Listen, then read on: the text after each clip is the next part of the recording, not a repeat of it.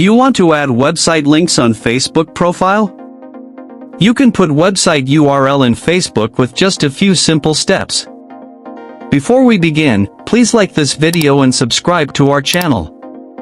I've also included some helpful tools and apps in the description, so be sure to check them out. To add website links to your Facebook profile, first, open the Facebook app on your mobile device. Once you are on Facebook, tap on your profile picture at the bottom right of the screen. Now you are on your Facebook profile screen. At the top of the screen, tap on the Edit Profile icon. A new screen will appear with different options. Scroll down to the Links section. Under this, find and tap on the Websites, Blogs, Portfolios option. Now, enter your website URL in the link box. If you want, you can also enter the website name in the title box. Once done, tap the Save button.